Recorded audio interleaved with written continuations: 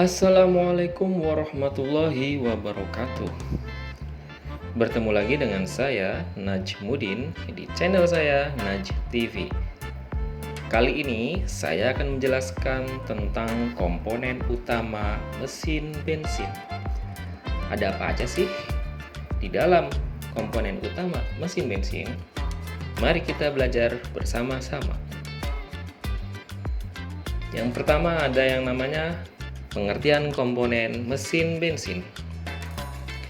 Komponen mesin merupakan bagian-bagian utama dari mesin, khususnya pada mesin bensin, di mana komponen utama ini merupakan suatu bentuk rangkaian mesin yang difungsikan sebagai pembuat tenaga, di mana komponen utama pada mesin bensin diantaranya blok silinder, kepala silinder, mekanisme katup, kelengkapan piston, poros engkol, poros nok, roda penerus, dan bak oli.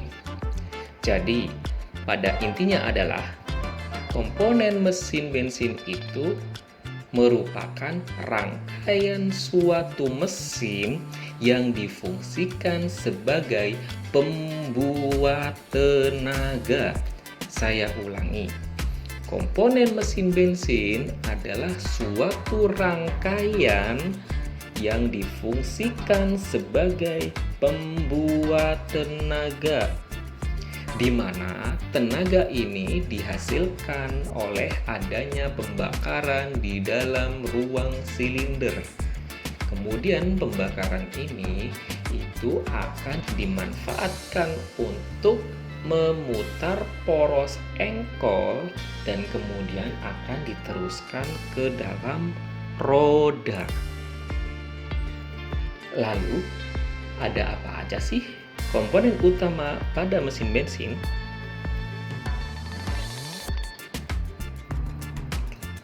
Yang pertama ada yang namanya blok silinder.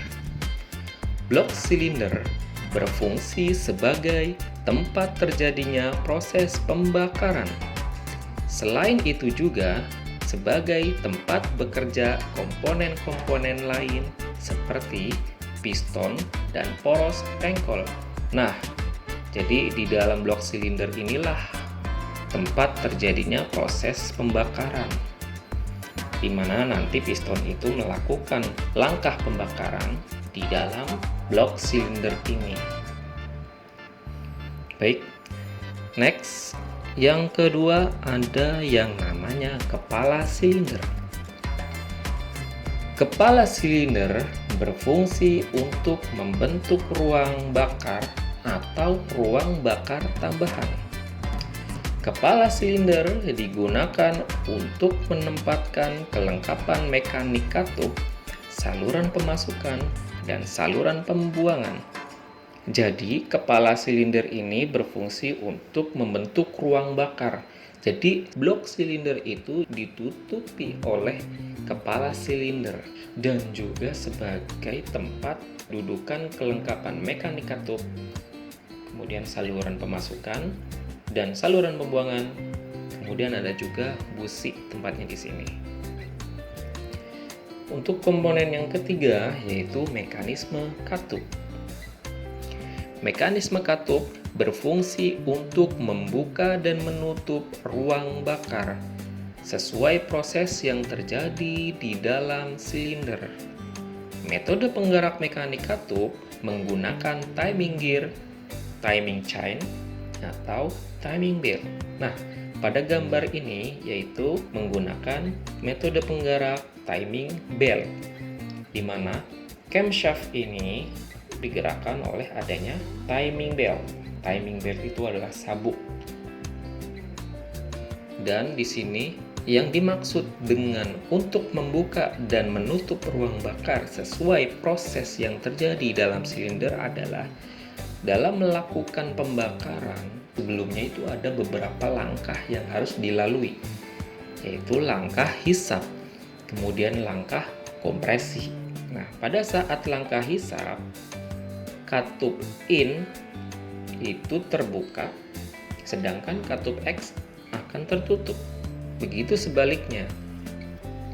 Jika langkah buang, posisi katup in tertutup, kemudian posisi katup X akan terbuka. Oke, jelas ya. Kemudian komponen yang keempat ada piston. Piston berfungsi sebagai menghisap dan mengkompresi campuran udara dan bahan bakar. Selain itu, piston juga meneruskan energi panas hasil pembakaran menjadi energi mekanik pada poros engkol melalui batang piston. Kelengkapan piston meliputi piston, ring piston, pena piston, dan batang piston. Nah, piston ini komponen yang naik turun di dalam blok silinder. Jadi, si piston inilah komponen yang mengeksekusi dan menghasilkan tenaga. Kemudian komponen yang berikutnya adalah poros engkol atau crankshaft. Poros engkol berfungsi untuk menerima beban dari piston dan batang piston yang dihasilkan melalui pembakaran. Selanjutnya, poros engkol akan mengubah gerak bolak-balik menjadi gerakan putar. Nah, jadi poros engkol itu berfungsi untuk mengubah gerak bolak-balik pada piston menjadi gerak putar. Dan nantinya gerak putar itu akan diteruskan ke pemindah tenaga. Pemindah tenaga itu ya ada yang namanya kopling, ada yang namanya transmisi, kemudian ke propeller shaft, kemudian ke gardan, dan selanjutnya ke roda. Oke, next. Komponen keenam yaitu poros knob atau camshaft. Poros knob adalah poros yang dilengkapi dengan nok-nok sebagai penggerak mekanik katup. Nah, jadi katup itu bisa membuka dan menutup. Itu berawal dari putaran poros knob atau camshaft. Kemudian komponen berikutnya ada yang namanya roda penerus atau flywheel. Roda penerus dipasang pada output poros engkol. Roda penerus berfungsi sebagai penerus putaran dari mesin ke sistem pemindah tenaga. Nah, jadi pada poros engkol itu akan terpasang roda penerus. Roda penerus ini nanti akan dihubungkan ke sistem pemindah tenaga. Nah, seperti yang saya bilang tadi, sistem pemindah tenaga itu ada yang namanya kopling, transmisi, propeller shaft, kemudian ke gardan, kemudian ke aksel, dan selanjutnya itu ke roda. Kemudian komponen yang ke-8 ada yang namanya bak oli atau pen oil. Bak oli dipasang pada blok silinder paling bawah dan berfungsi sebagai penampung oli silinder.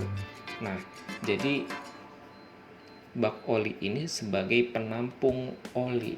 Mungkin terdengar sangat sepele ya untuk penampung oli, tapi komponen ini itu sangat penting adanya. Jadi jika tidak ada bak oli ini, maka oli tidak akan tertampung. Nah, di dalam bak oli ini itu terdapat komponen pompa oli. Nah, jadi nanti oli itu dipompa dan disalurkan ke sudut-sudut mesin untuk mengurangi gesekan-gesekan pada komponen mesin dan untuk mendinginkan komponen-komponen mesin. Oke, next dan selesai. Kata mutiara, taklukkan rasa takutmu dan kemudian raihlah kemenanganmu. Thank you.